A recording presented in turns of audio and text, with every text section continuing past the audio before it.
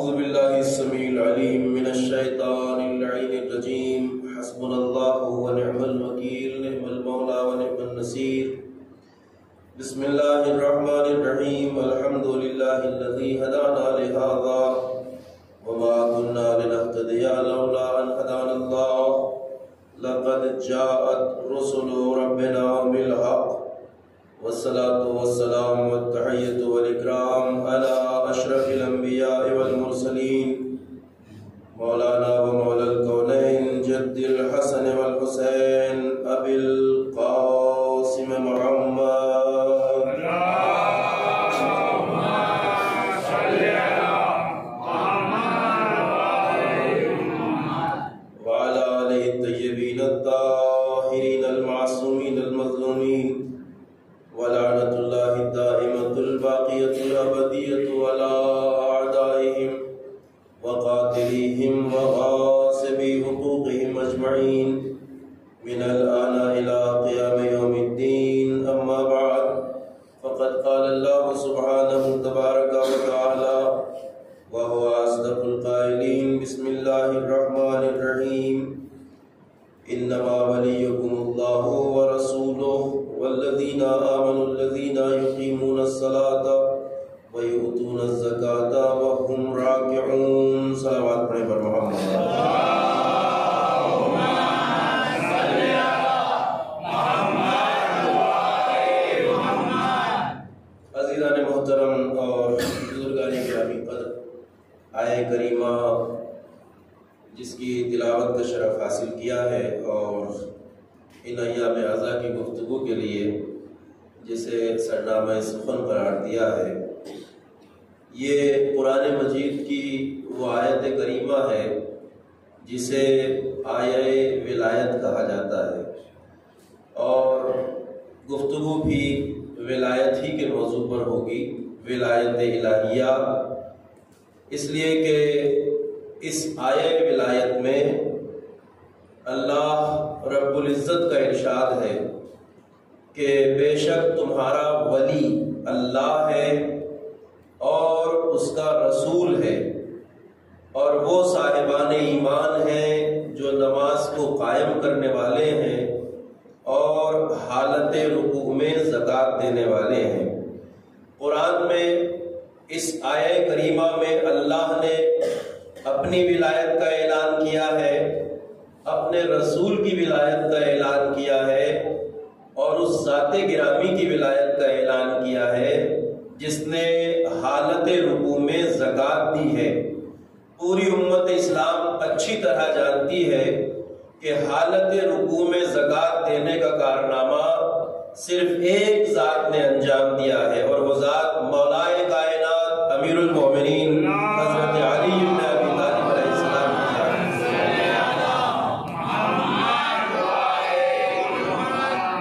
اور اس آیت کی جو شان نزول ہے، وہ شان نزول بھی وہی واقعہ ہے جب امیر المومنین نے حالت رکوع میں سائل کو زکوٰۃ دی ہے۔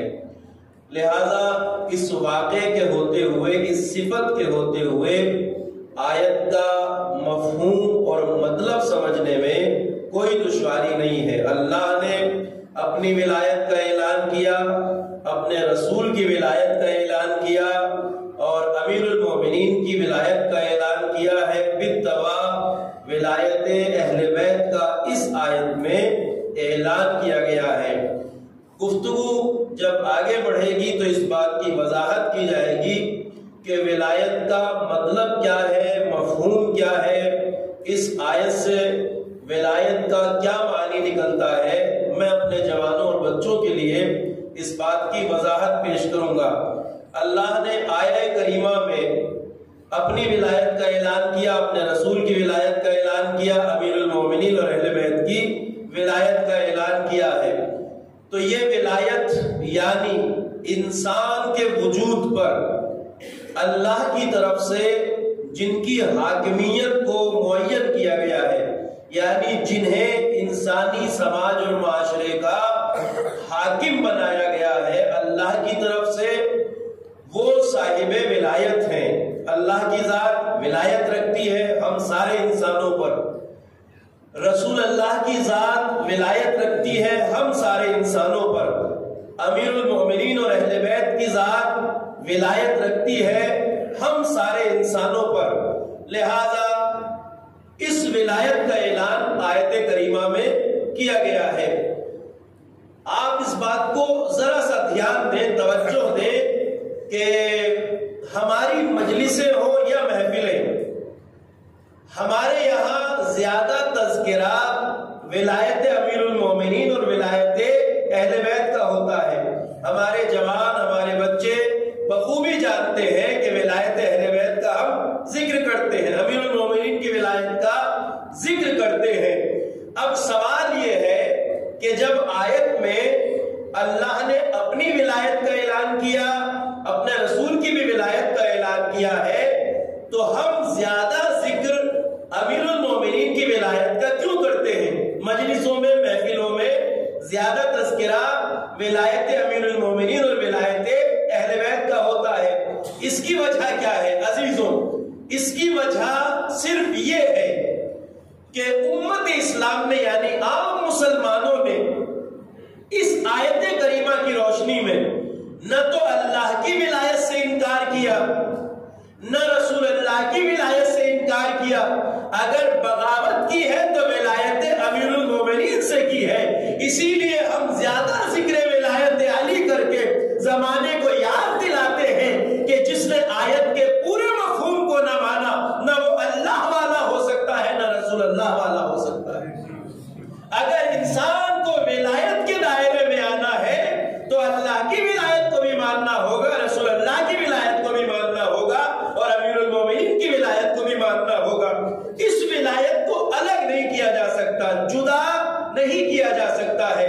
ایسا نہیں ہو سکتا کہ کوئی یہ کہے کہ ہم اللہ کو تو مانتے ہیں، رسول اللہ کو تو مانتے ہیں، اگر اہل بیت کو نہیں مانتے تو کیا فرق پڑتا ہے؟ نہیں عزیزوں، جو اللہ کو ماننے کا دعویٰ کر رہا ہے، جو رسول اللہ کو ماننے کا دعویٰ کر رہا ہے اور اہل بیت کو نہیں مانتا، اس کا مطلب یہ ہے کہ نہ وہ اللہ کو مانتا ہے نہ رسول اللہ کو مانتا ہے۔ کیوں؟ اس لیے کہ وہی اللہ تو قرآن میں کہہ رہا ہے کہ وہ بھی تمہارا ولی ہے جو حالت رکوع میں زکات دینے والا ہے، بس جو علی کی ولایت کو نہ مانے وہ اللہ کو بھی نہیں مانتا۔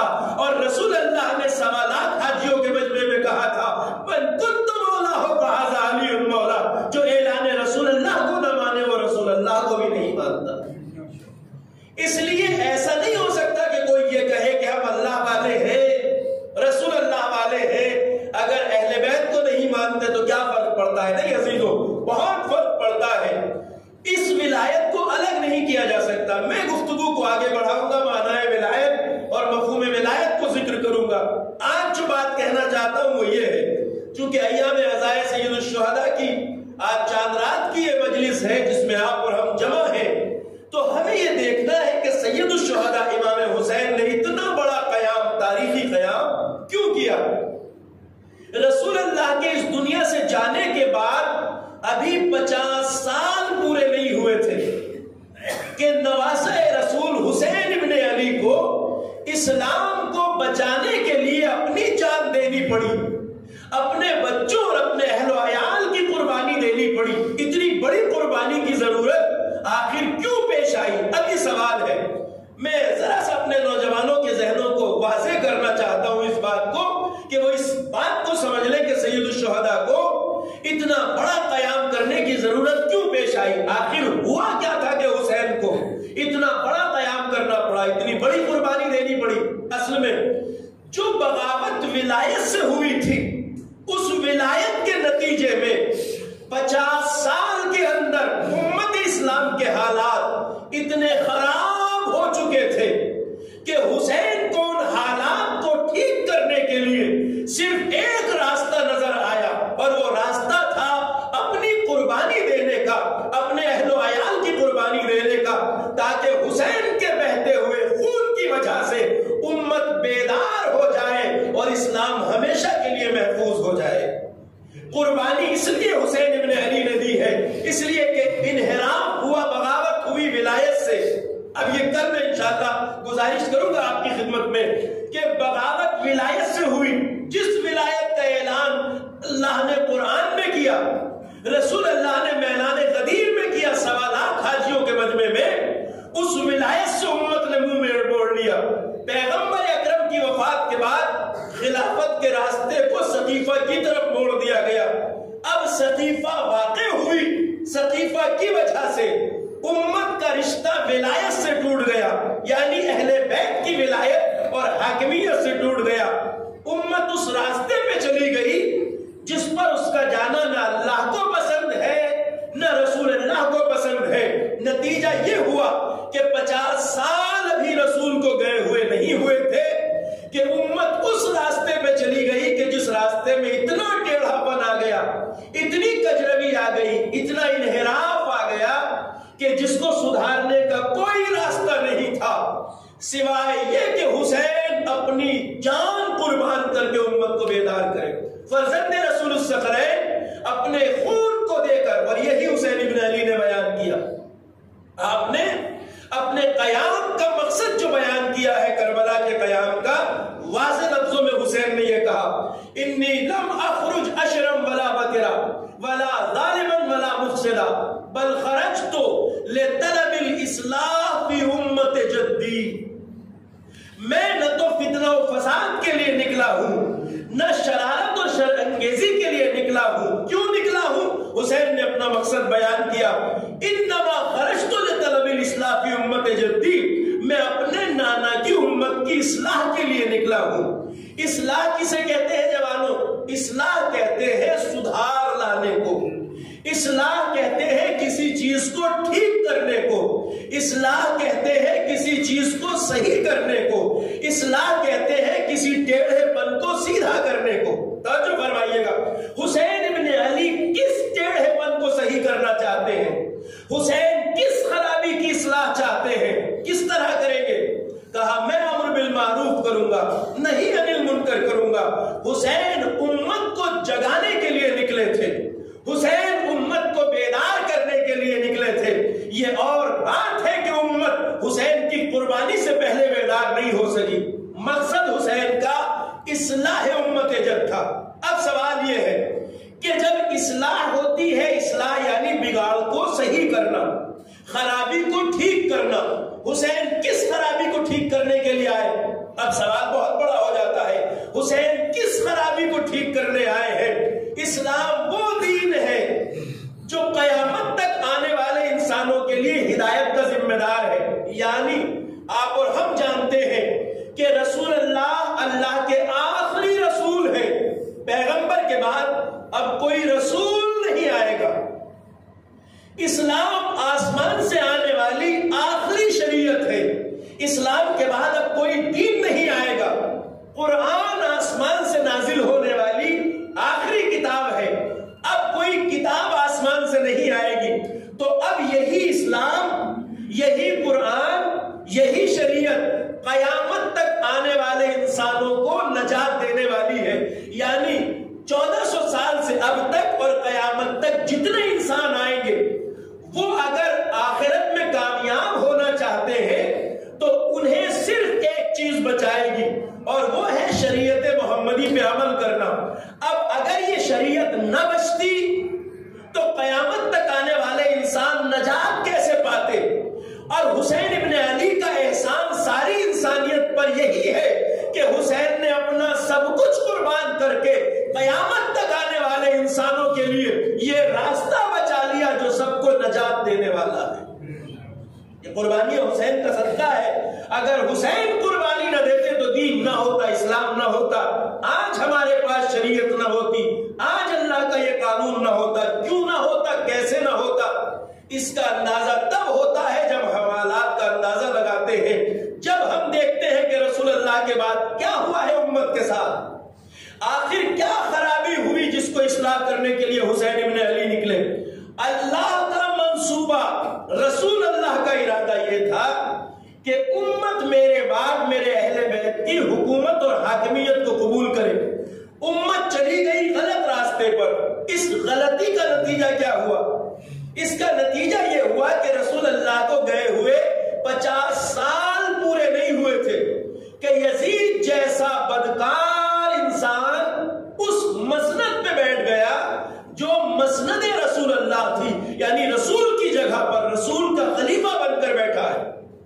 اس سے برا دور اسلام کے لیے کیا ہو سکتا ہے؟ اس سے بڑی خرابی کیا ہو سکتی ہے؟ اب سوچئے اتنا برا کیسے ہوا کہ رسول اللہ کی مسند پر ان کا خلیفہ بن کر یزید جیسا انسان بیٹھ جائے؟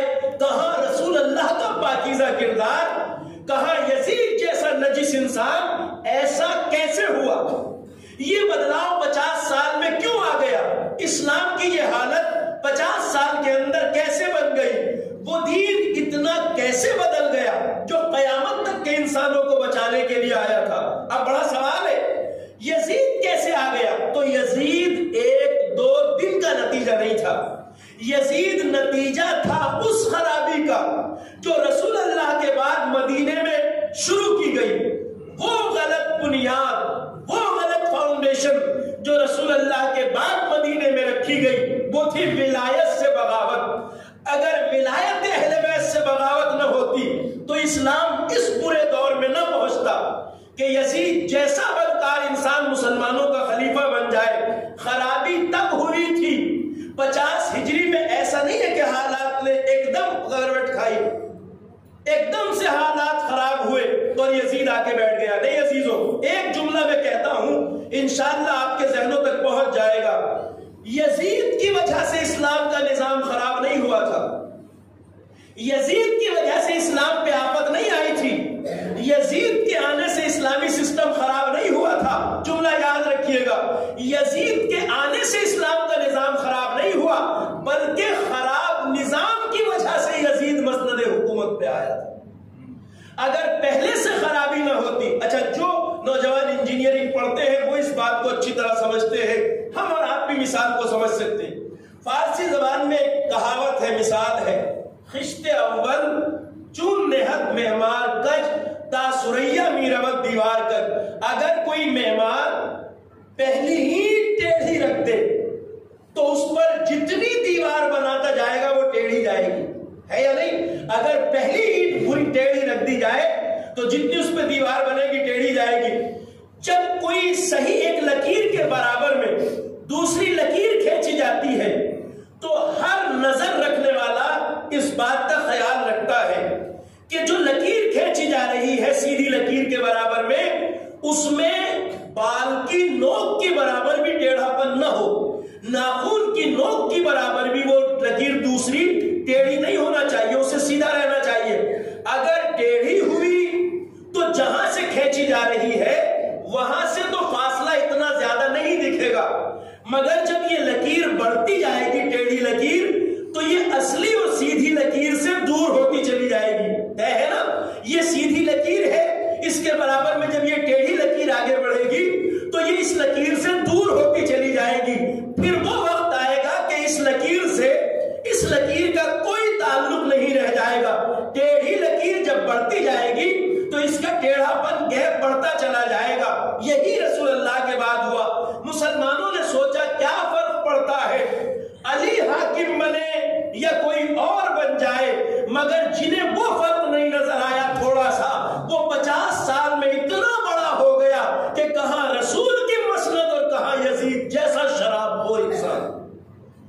پہلے والے جیسے تھے ویسا ہی یزید تھا، مگر یزید کے آنے تک یہ اختلاف امت کی سمجھ میں آ گیا، کہاں یزید جیسا بدکار۔ تو یزید کی وجہ سے اسلام کا نظام خراب نہیں ہوا، یزید خراب نظام کی وجہ سے آیا تھا۔ میں نے اس وضاحت کو اس لیے کیا تاکہ آپ کے ذہنوں میں یہ بات پوری طرح راسخ ہو جائے۔ اب حسین اٹھے ہیں، قیام کر رہے ہیں، کہہ رہے ہیں میں اپنی نانا کی امت میں اصلاح کے لیے اٹھا ہوں، سدھار لانے کے لیے۔ حسین کون سا سدھار لانا چاہتے ہیں؟ اب خرابی کیا ہوئی تھی؟ خرابی کا اندازہ یہ لگائیے کہ جس دن حسین مکے سے کربلا جا رہے تھے تو آپ نے سنا ہے کہ وہ موسم حج تھا، یعنی حاجی پوری دنیا سے جمع ہو رہے تھے، مکے میں حج کرنے آ رہے تھے۔ تو جو حج کرنے آ رہا ہے وہ حج بھی کرے گا، نمازیں بھی پڑھے گا، روزے بھی رکھے گا، خانہ کعبہ کا طواف بھی کرے گا، قرآن کی تلاوت بھی کرے گا، سب کچھ کرے گا یا نہیں؟ جو حاجی حج کے لیے جاتا ہے وہ سب کچھ کرتا ہے، مگر حسین ابن علی حج کو بدل کر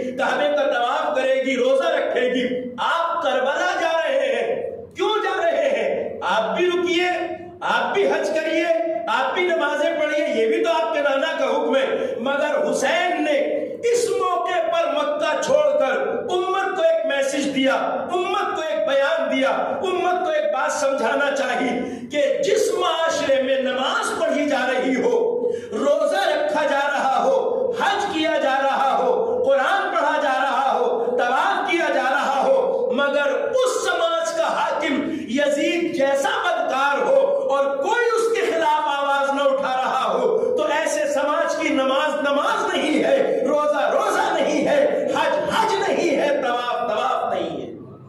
ایک صلوات پڑھیے بر محمد و آل محمد۔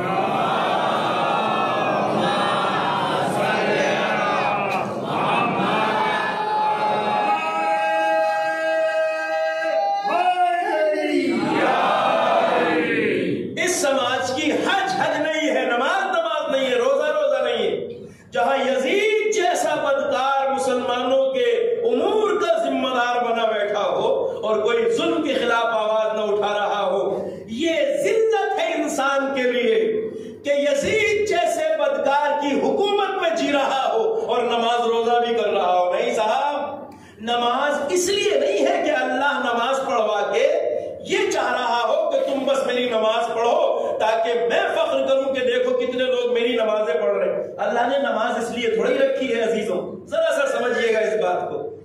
کیا ہم نماز اس لیے پڑھتے ہیں کہ اس میں اللہ کا کوئی فائدہ ہے؟ نہیں صاحب، اس لیے کہ اللہ کو فائدے کی ضرورت نہیں ہے۔ ہمارے بچوں کو مکتب میں یہ سبق پڑھایا جاتا ہے، اللہ کو نہ ہمارے سجدوں کی ضرورت، اللہ کو نہ ہماری نمازوں کی ضرورت، اللہ کو نہ ہمارے روزوں کی ضرورت، اسے ضرورت نہیں ہے، اس لیے کہ جو ضرورت مند ہوتا ہے وہ محتاج ہوتا ہے، اور جو محتاج ہو وہ خدا نہیں ہو سکتا ہے، جو محتاج ہو وہ خدا نہیں ہو سکتا۔ تو اللہ نے نمازیں ہم سے اس لیے نہیں مانگی کہ اللہ اپنی نماز پڑھوا کر فخر کرنا چاہتا ہے، نہیں، نماز اس لیے ہے تاکہ تم نماز پڑھ کے عزت کی زندگی حاصل کرو، تاکہ تم سجدہ کر کے عزت کی زندگی حاصل کرو، تاکہ تم روزہ رکھ کے سماج میں عزت دار بنو۔ وہ سماج عزت دار نہیں ہو سکتا جس میں یزید جیسا حاکم ہو۔ حسین ابن علی بھی چاہتے تو وہاں نمازیں پڑھتے، حج کرتے، وہی طواف کرتے، مگر حسین نے بتایا کہ اللہ نے سجدہ اس لیے نہیں کرایا ہے ہم سے کہ وہ فخر کرنا چاہتا ہے، دیکھو کتنے لوگ مجھے سجدہ کرتے ہیں۔ سجدے کا فلسفہ یہ ہے میرے جوانوں اور عزیزوں کہ جب سر سجدے میں رکھو، جب سر سجدے میں رکھو تو سر میں جو دماغ ہے، ذہن، اس میں یہ بات راسخ ہو جائے کہ اس پوری کائنات میں تنہا ایک ذات ہے اللہ کی جس کے سامنے ہمیں جھکنا چاہیے، اور جب سجدے سے سر اٹھائے تو ہمیں اتنا بلند ہونا چاہیے، اتنا بلند ہونا چاہیے کہ سر نوکے نیزہ پہ جائے تو جائے مگر کسی ظالم کے آگے جھکتا ہوا نظر نہ آئے۔ یہ پیغام ہے حسین ابن علی کا، یہ تعلیم ہے کربلا کی، یہ ہدف ہے کربلا کا۔ ایک صلوات پڑھیے بر محمد و آل محمد۔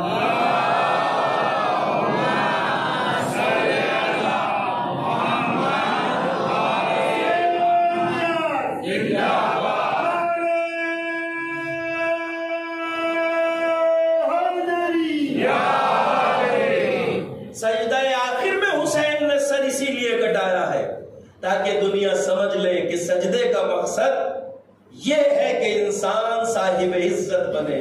اسی لیے نرغہ ظلم میں حسین نے کھڑے ہو کے یہ جملہ کہا تھا، الموت اولا من رکوب العار، عزت کی موت ذلت کی زندگی سے بہتر ہے۔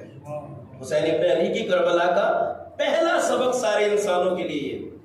اچھا، ایک چیز کی طرف آپ کو متوجہ کروں کہ ہماری ایک ذمہ داری یہ تھی کہ ہم اس فرش عزا سے، مجلس عزا سے ساری دنیا کے انسانوں کو جوڑ دیں، ہم اس فرش پہ سب کو لائیں۔ ہمیں کوشش کرنا چاہیے، دعوت دینا چاہیے اپنے ان سارے ملنے والے دوستوں کو، بھائیوں کو، وہ کسی بھی مذہب اور دھرم کے ہوں، ان سے کہیے کہ ہمارے یہاں مجلس میں آؤ، اس لیے کہ مجلس عزا توڑنے کے لیے نہیں ہے، مجلس عزا جوڑنے کے لیے ہے۔ کربلا کا پہلا سبق انسان کو عزت کی زندگی دینا ہے، مگر کہیں نہ کہیں ہم نے یہ کوشش نہیں کی، اور ہمارے منبر پہ آنے والے خطیبوں نے اس بات کا خیال نہیں رکھا۔ آج ہمارے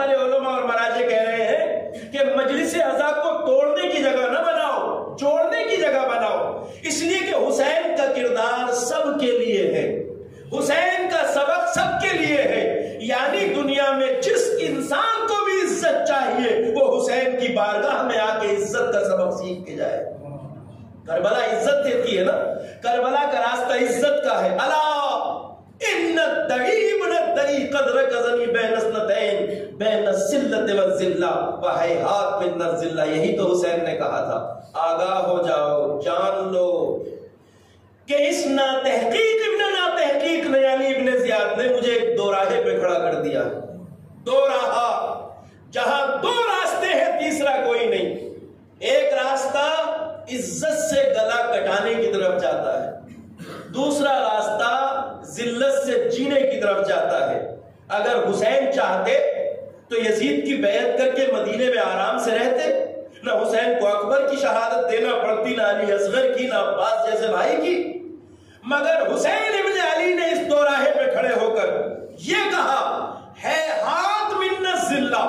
یہ نعرہ آپ نے سنا ہوگا، آج آپ کے کانوں سے ٹکرایا ہوگا. ہے ہاتھ من الذلہ یہ آج کا نعرہ نہیں ہے، یہ کربلا کا نعرہ ہے جو حسین نے دیا تھا. اس کا مطلب یہ ہے کہ ذلت ہم سے بہت دور ہے. یعنی ہم عزت سے گلا کٹا سکتے ہیں مگر ذلت کی زندگی پسند نہیں کرتے.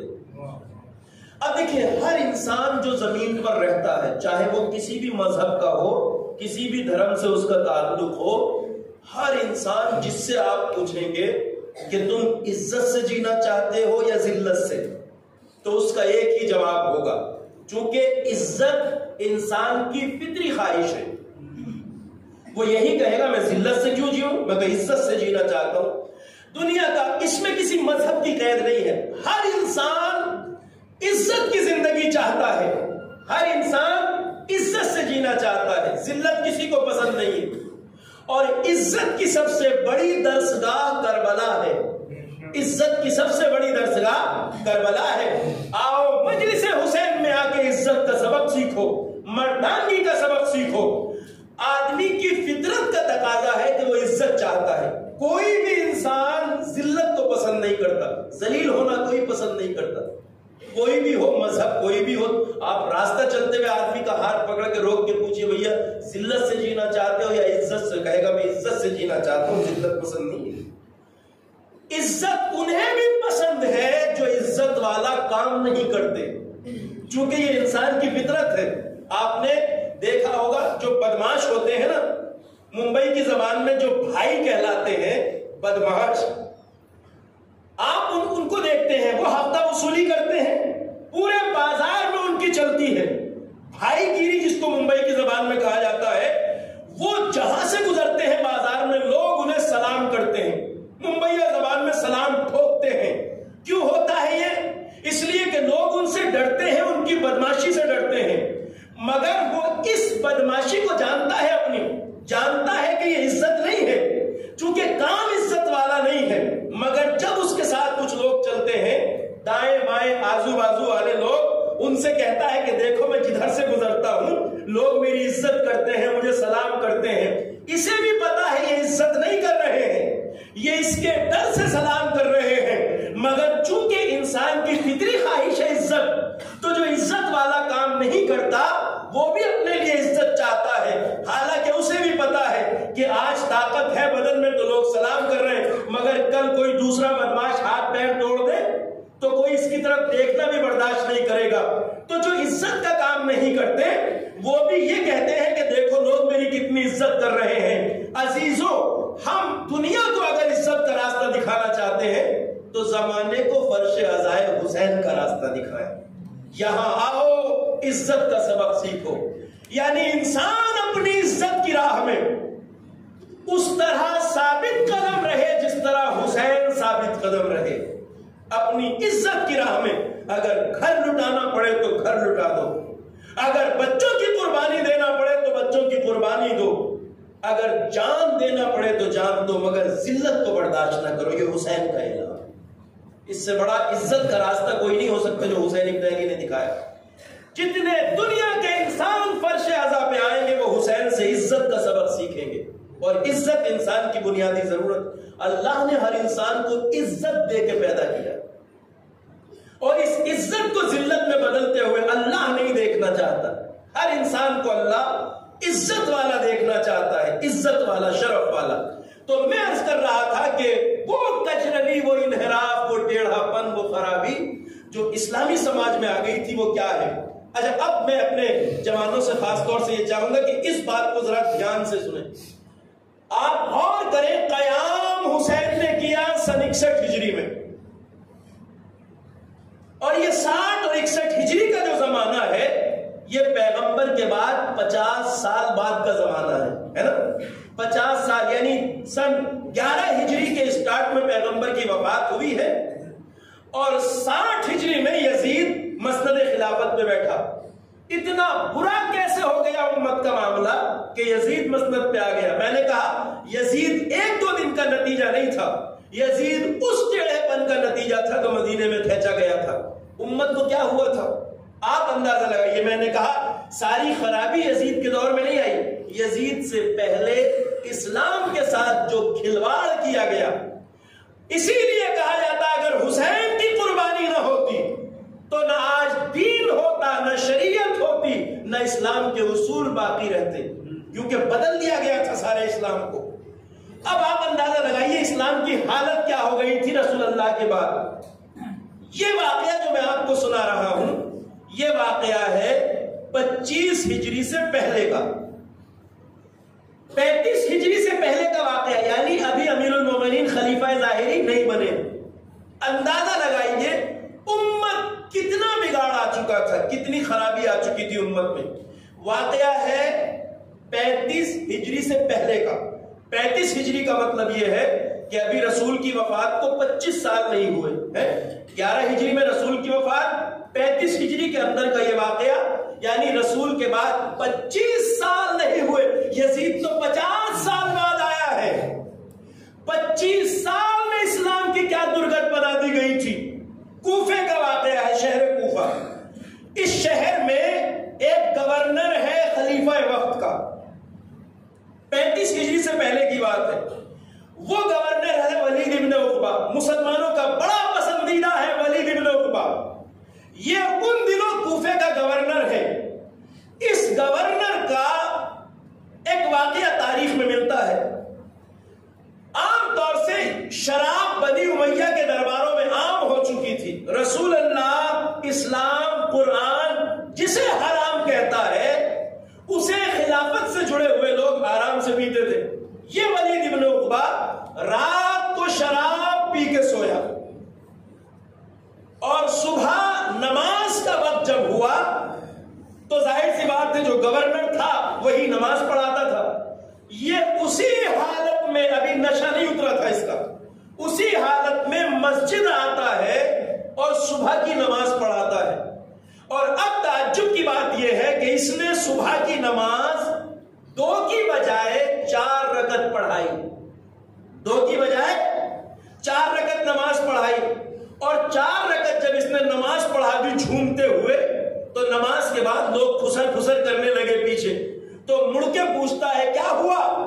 کہا آپ نے نماز 2 کی بجائے 4 پڑھا دی ہے۔ تو کہتا ہے کچھ کم رہ گئی ہو تو اور پڑھا دوں۔ نشے کی حالت میں ایک گورنر، مسلمانوں کا حاکم، صبح کی نماز 2 کی بجائے 4 پڑھاتا ہے، 4 پڑھا کے بھی پوچھ رہا ہے کہ کہو تو اور پڑھا دوں، میں آج موڈ میں ہوں۔ اب یہ مسلمانوں کا گورنر، حاکم نماز پڑھا رہا ہے، اور اسلام کی یہ درگت بنا دی گئی ہے کہ ایک شرابی مسلح پہ نماز پڑھا رہا ہے۔ 25 سال رسول کو نہیں ہوئے اور ایک مسلح پر یہ حالت ہے کہ شرابی نماز پڑھا رہا ہے، 2 کی بجائے 4۔ یہ تو 25 سال، یزید 50 سال بعد آیا ہے، ذرا خیال رکھیے گا اس بات کا۔ واقعات بہت ہیں مگر سب نہیں سنا سکتا۔ دوسرا واقعہ سنیے، دوسرا واقعہ ہے 37 ہجری کا۔ امیر المومنین خلیفہ بن گئے، شام کے حاکم نے علی کے خلاف بغاوت کر دی۔ معاویہ امیر شام، علی امیر المومنین کے خلاف فوج جمع کر رہا ہے۔ جب لشکر تیار ہو گیا، فوج اس کی تیار ہو گئی، تو اس نے اپنی فوج کو یہ آرڈر بھجوایا کہ صفین کے میدان کی طرف لشکر کوچ کرے، یعنی لشکر شام سے چلے، اس स्टार्ट करे अपना सफर, जाना है सिफ़ीन में अली से लड़ने के लिए। वाकया 37 हिजरी का है, मतलब ये कि पैगंबर को अभी गए हुए 27 साल नहीं हुए, इस्लाम में कितना बिगाड़ ले आए थे। कहा लश्कर सिफ़ीन की तरफ रुख करे, लश्कर सिफ़ीन के मैदान की तरफ रुख करे, हमें आज लश्कर को लेके जाना है। अब वाकया ये है कि जिस दिन ये ऑर्डर दिया अमीर शाम ने कि लश्कर सिफ़ीन की तरफ जाए शाम से, इत्तेफाक से उस दिन बुध का दिन था, उस दिन बुध का दिन था। और जब बुध का दिन था तो आपको पता है मुसलमानों को जुम्मा पढ़ने का शौक कितना है। तो इन फौजियों ने जो अली से लड़ने को जाने के लिए तैयार थे, अमीर शाम के पास रिक्वेस्ट भिजवाई कि अमीर शाम, हम अली से लड़ने के लिए जाने को तैयार हैं, मगर एक गुजारिश है, रिक्वेस्ट इतनी है कि आज बुध है, कल जुमेरात, परसों जुमा, तो एक दिन की बात है, हम बजाय आज के परसों जुमा पढ़ के जाएंगे। अमीर शाम ने यह बात सुनी और अपने वजीर अमरयास से कहा, अमरयास का नाम आपने सुना होगा, तारीख का अली का बदतरीन दुश्मन, अरब की तारीख का सबसे चालाक आदमी, रूबाह मिजाज, लोमड़ी से ज्यादा चालाकियां थी इसके अंदर। अमरयास इसका वजीर है अमीर शाम का, दोनों शार्प माइंड। कहा अमरयास इधर आओ। कहा क्या बात है? कहा ये जाहिल कह रहे हैं कि आज की बजाय परसों जुम्मा पढ़ के जाएंगे। कहा तो क्या हुआ? कोई बात नहीं। कहा नहीं, बात बहुत बड़ी है, मामला लेट हो जाएगा, लश्कर को आज ही जाना चाहिए, मगर न 2 दिन मामला डिले हो जाएगा। क्या किया जाए? कहा अगर भेजना ही चाहते हो तो भेजो, तुम्हारे लिए क्या जाता है, आज ही टेस्ट करके देखो तुमने मोहम्मद की शरीयत में कितनी दखालत कर ली है, कितनी घुसपैठ कर ली है, इसका अंदाजा लगाना चाहते हो तो आज ही मौका है। तो करना क्या है? कहीं इनसे कहो जुम्मा ही तो पढ़ना चाहते हो तो बजाय परसों के आज ही पढ़ लो। इस्लाम की हिस्ट्री गवाह है कि पैगंबर को गए हुए अभी 27 साल पूरे नहीं हुए। मैंने कहा यजीद 50 साल के बाद आया है, 27 साल रसूल को गए हुए नहीं हुए कि शाम के लोगों ने बुध के दिन जुमे की नमाज पढ़ी। बस कयामत यही है कि जब 25 और 27 साल में एक शराबी मुसल्ले पर है, उम्मत जुमे की नमाज बुध को पढ़ रही है। अब समझो करबला का एहसान क्या है। फिरका किसी का भी हो, मस्जिद किसी की भी हो, हुसैन की शहादत का एहसान सारी मस्जिदों पर यह है कि करबला से पहले एक शराबी मुसल्ले पे आ सकता था, जुमे की नमाज बुध को पढ़ाई जा सकती थी, मगर करबला के बाद अब न कोई शराबी मस्जिद में कदम रख सकता है और न कभी जुमे की नमाज अब बुध को पढ़ाई जा सकती है। एक सलावत पढ़े मोहम्मद वाले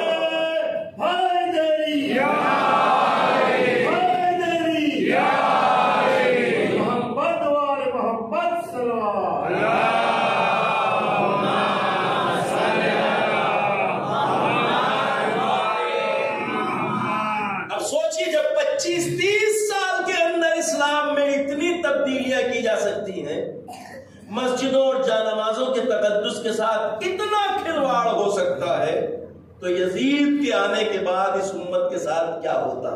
ये एहसान है हुसैन इब्न अली का, ये करम है हुसैन इब्न अली का। इसीलिए मस्जिद कोई भी हो, मनारे मस्जिद कोई भी हो, मुसल्ला किसी का भी हो, अगर उसका एहतराम अगर आज बाकी है तो हुसैन के खून का सदका, कुर्बानी हुसैन इब्न अली का सदका है। अजीजों और जवानों, इस बात को हमेशा याद रखने की जरूरत है कि अजान जब हो रही हो तो ये मत देखना कि किस मसलक की अजान है, ये मत देखना कि किस फिरके की मस्जिद है, ये मत देखना कि मस्जिद पे किस फिरके का बोर्ड लगा है।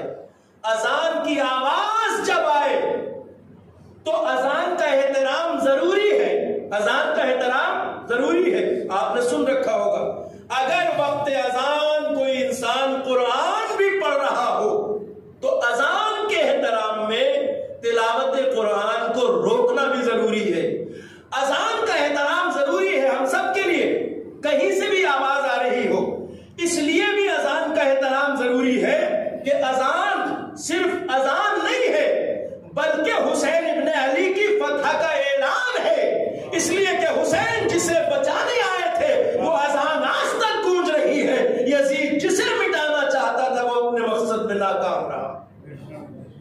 آواز اذان صرف آواز اذان نہیں ہے، یہ حسین کی جیت کا اعلان ہے۔ زبان کسی کی بھی ہو، منارہ مسجد کسی کا بھی ہو، اگر آواز اذان آج باقی ہے تو یہ کربلا والوں کی قربانیوں کا صدقہ ہے، یہ حسین ابن علی کی قربانیوں کا صدقہ ہے۔ اگر آج قربانی حسین نہ ہوتی، اگر کربلا نہ ہوتی تو ہمارے پاس دین ہوتا نہ شریعت۔ اسی لیے ضروری ہے، کربلا والوں کی جیت کا اعلان ہے اذان کی آواز، جہاں سے بھی آئے جب بھی آئے احترام کرو۔ اور اللہ رب العزت نے حسین کی جیت کے اعلان کے لیے عجیب اہتمام کیا، عجیب اہتمام کیا۔ جوان اور بچے بخوبی جانتے ہیں کہ اس زمین پر ہر آواز کا سلسلہ ٹوٹتا ہے، مگر ایک ایسی آواز ہے جس کا سلسلہ کبھی نہیں ٹوٹتا، وہ ہے آواز اذان۔ آواز اذان وہ آواز ہے جو زمین پر کبھی نہیں ٹوٹتی۔ 1400 سال سے آج تک اذان کا سلسلہ جاری ہے، یعنی زمین پر کبھی ایسا وقت نہیں آتا جب کہیں نہ کہیں اذان نہ ہو رہی ہو۔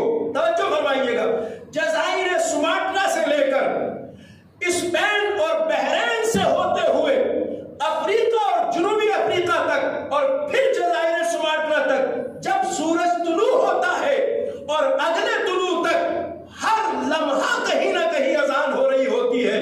یہ اللہ نے حسین کی جیت کے اعلان کا اہتمام کیا ہے، یعنی اللہ چاہتا ہے کہ ہر اعلان بند ہو جائے مگر حسین کی جیت کا اعلان ایک لمحے کے لیے بھی بند نہ ہو۔ ایک صلوات پڑھیے بر محمد آل محمد۔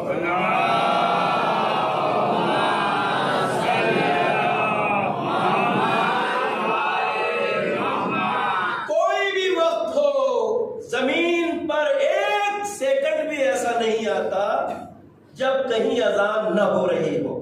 ہر لمحہ لمحہ بلمحہ ایک کے بعد ایک جگہ اذان کا سلسلہ جاری رہتا ہے۔ یہ آواز اس لیے نہیں ٹوٹ سکتی کہ یہ کربلا والوں کی جیت کا اعلان ہے، اور وہ اللہ حسین کے ذکر کا محافظ ہے، وہ حسین کے ذکر کا محافظ ہے۔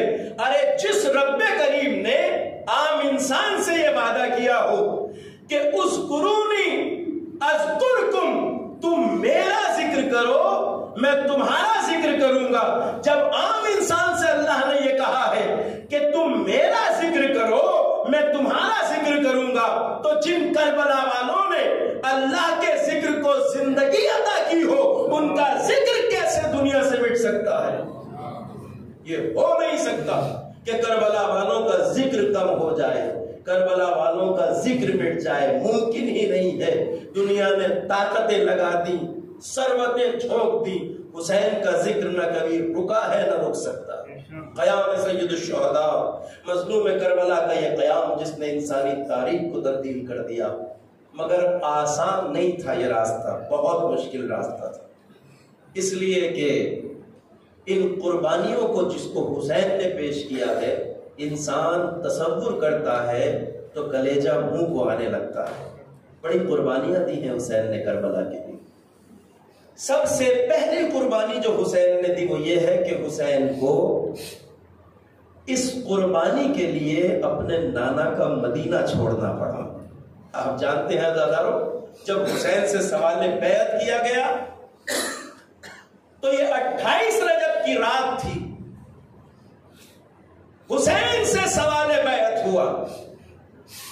قصر الامارہ میں مدینہ کے گورنر نے حسین کو طلب کیا، آپ قصر الامارہ میں گئے اور وہاں انہوں نے معاویہ کے اس دنیا سے جانے کی خبر سنائی اور کہا معاویہ اس دنیا سے جا چکا ہے، اس کا بیٹا یزید اس کی جگہ بیٹھا ہے اور آپ سے بیعت کا سوال ہے، آپ بیعت کریں یزید۔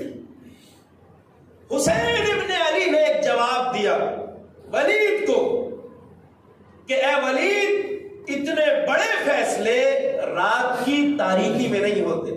کہا میں حسین ابن علی اور کہا یزید جیسا فاسق و فاجر، اتنے بڑے معاملے یہ کوئی چھوٹی موٹی بات تو نہیں تھی نا. کہاں فاطمہ کا لال حسین، کہاں ہند جگر خارا کا نجس لہو یزید. حسین بیعت کرے یزید کی، چھوٹی بات تو نہیں ہے. آقا نے کہا اتنی بڑی باتیں رات میں طے نہیں ہوتی اندھیرے میں، کل دن کے اجالے میں ہم امت کے سامنے اعلان کریں گے کہ ہم بیعت کریں گے یا نہیں کریں گے. ولید نے کہا بہت اچھی بات ہے، کوئی حرج نہیں، آپ جائیے کل بتا دیجیے گا. یہ تاریخ ہے، ہسٹری کا حصہ. جب حسین قصر الامارہ سے نکلنے کے لیے مڑے تو اسی دربار میں موجود ایک شقی مروان ابن حکم کی آواز بلند ہوئی.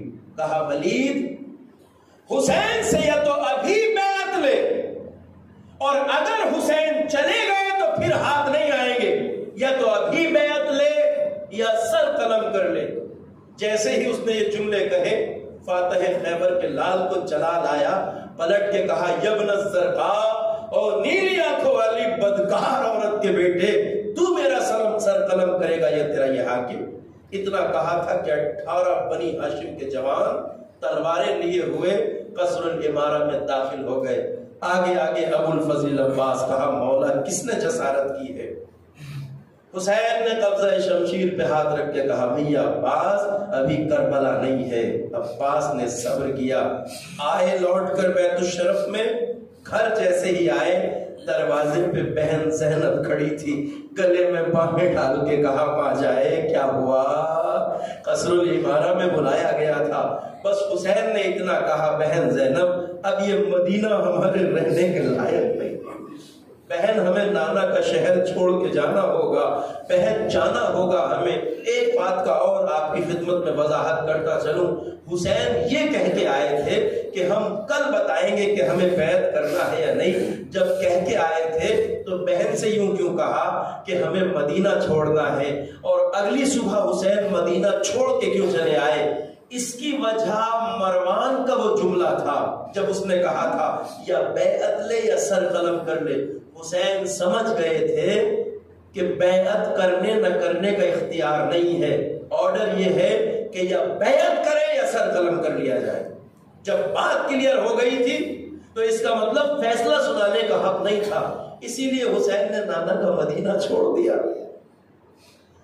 شہید مرتضی مطہری ایک جگہ تحریر فرماتے ہیں کہ حسین جس صبح مدینہ چھوڑ رہے تھے نانا کا شہر، اس دن حسین اتنے بے چین تھے کہ اتنی بے چینی حسین کے چہرے پر روز عاشورہ بھی نظر نہیں آئی.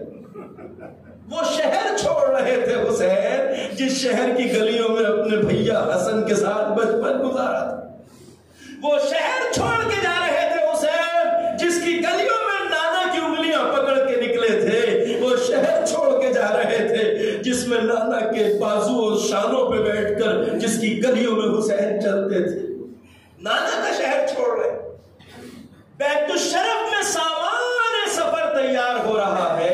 روایت کہتی ہے رات کے سناٹے میں حسین اپنے نانا کی قبر پہ آئے.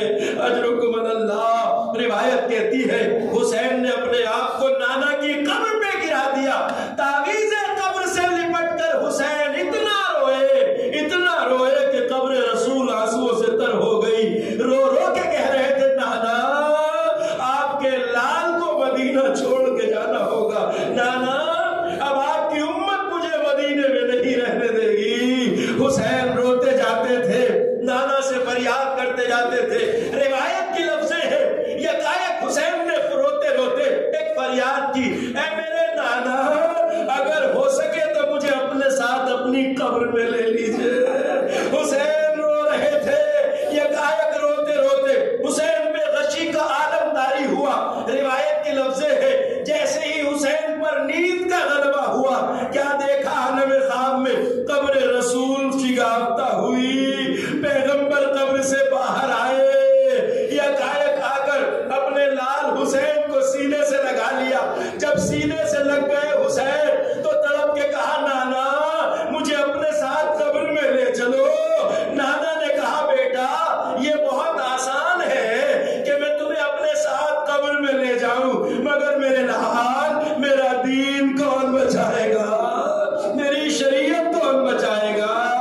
بیٹا حسین بچپن کا وعدہ کیا ہوا، وعدہ تبلی کیا ہوا؟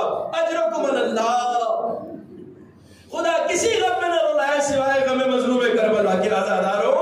گریے کی راتیں آ گئی، گریے کے دن آ گئے، چاند رات ہو گئی، فرش عزا بچھ گئے، ہمارے گھروں سے نالا و شیون کی آوازیں آنے لگی۔ امام رضا فرماتے ہیں جب محرم کا چاند نمودار ہوتا تھا تو ہمارے گھروں میں صفے ماتم بچ جاتی تھی اور میرے بابا کو پھر کوئی ہنستے ہوئے نہیں دیکھتا تھا۔ آل محمد کے گریے کے دن آ گئے، عزاداروں ماتم کے دن آ گئے، پلسداری کے دن آ گئے۔ حسین نانا کی قبر سے رخصت ہونے کے بعد رات کے سناٹے میں ماں کی قبر پہ آئے، فاطمہ کی قبر پہ حسین نے خود کو گرا دیا، تڑپ تڑپ کے روئے، کہا ماں آپ کا لال حسین مدینہ چھوڑ کے جا رہا ہے۔ فاطمہ کی قبر سے حسین لپٹے ہیں، اس ماں کی قبر سے لپٹے ہیں جس نے چکیاں پیس پیس کے حسین کو پالا۔ ایک بار روتے روتے کیا کہا حسین نے، اماں حسین مدینہ چھوڑ کے جا رہا ہے۔ مادر گرامی اب حسین کو ایک صدمہ رہے گا اور وہ صدمہ یہ ہے کہ اب آپ کی قبر پہ کوئی چراغ جلانے والا نہ ہوگا۔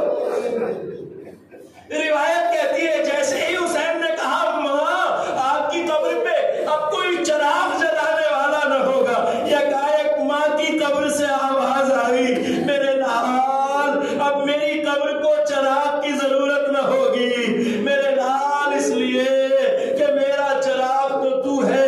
حسین جہاں جہاں تو جائے گا تیری ماں ساتھ جائے گی۔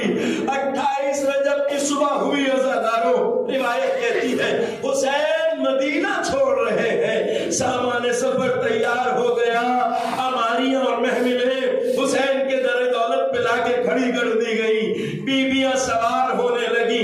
ایک راوی ہے، روایت مجلس تمام راوی ہے عبداللہ ابن سنان، کہتا ہے 28 رجب کی صبح میں شہر مدینہ میں داخل ہوا تو میں نے مدینے کو اجڑا ہوا پایا۔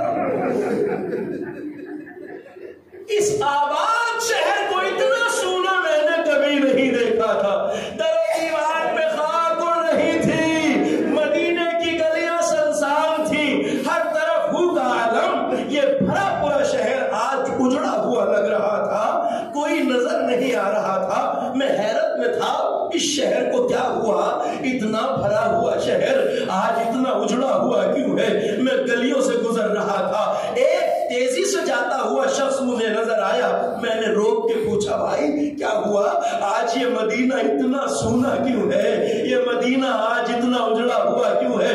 اس نے مجھے حیرت سے دیکھا اور ایک جملہ کہا، لگتا ہے تم مسافر ہو۔ کہا ہاں میں مسافر ہوں۔ کہا اسی لیے تمہیں خبر نہیں ہے کہ آج جانے مدینہ مدینہ چھوڑ کے جا رہا ہے رسول کا لاڈلا حسین، اپنے نانا کا شہر چھوڑ کے جا رہا ہے۔ اللہ اکبر۔ اس نے کہا اچھا، کہتا ہے کہ میں نے خاندان بنی ہاشم کا رخ کیا، قبیلہ بنی ہاشم میں پہنچا، محلہ بنی ہاشم میں پہنچا۔